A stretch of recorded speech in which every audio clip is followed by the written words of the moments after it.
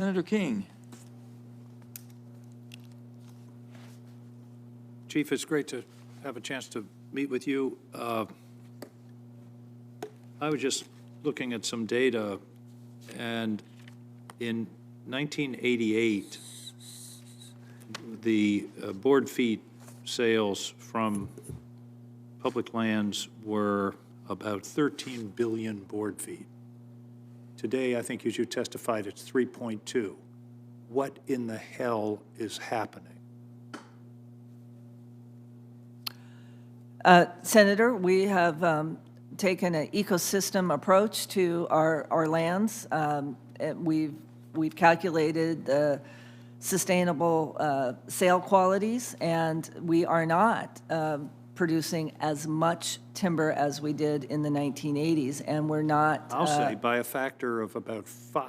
Yes, sir, and there is more growth in our forests than the timber we are offering. And so we do need to offer more timber. I just noticed that coincidentally, from 91 to 2020, the number of acres burned has gone up by a factor of 5. Is there a connection? Yes, sir, there is. What are the bottlenecks? And by the way, I've been told that hundreds of sawmills have closed in the last 40 years in the West because of a lack of timber. Going from 13 billion board feet to 3.2 clearly has dried up the supply. And yet we're seeing record wood prices. What's causing this dramatic decline in harvest? Is there any allegation that we were over-harvesting in 1988, 40 years ago, almost 35 years ago? Senator, it's a little more complex than that. We've also been excluding fire. We've been suppressing fire for the last 110 years. I'm not suggesting it's a one-to-one relationship. Yes. But you testified that there is a relationship. And my question is, why are we cutting so much less wood? This is a renewable resource. The trees grow back. Because there's too much small wood that is not, it doesn't have a market. It doesn't have a market, and we need to create those markets. But in my state, as you know, Maine is the most forested state in America. It's also almost virtually all private. The private landowners call those forests pre-commercial thinning, it's called.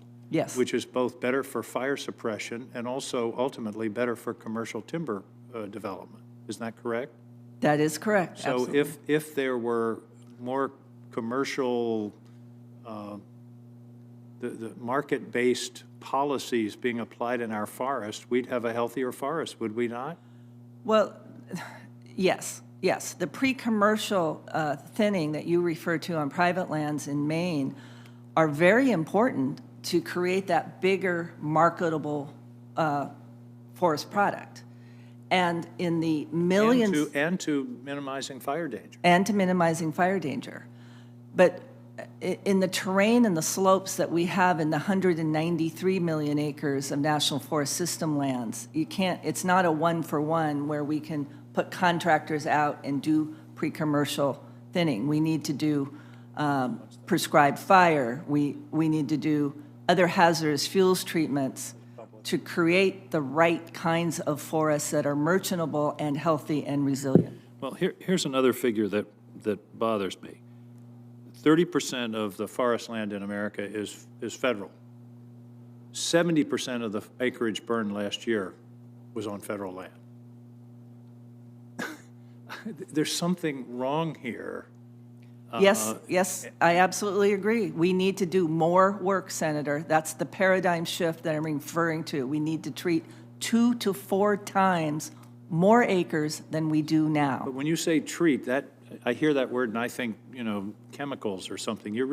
Are you not talking about more harvesting? I'm talking about more harvesting. I'm talking about more prescribed fire. I'm talking about more mechanical pre-commercial thinning or hazardous fuels reduction. I'm talking about targeted grazing. It's all of those tools or treatments. You're the world's expert on this, and for the record, I would like if you could give us a page or two on why the dramatic decline of a couple of 100% since the late 80s What are there statutory things, for example, that have contributed to that? Sure. Is it litigation? Is it regulatory?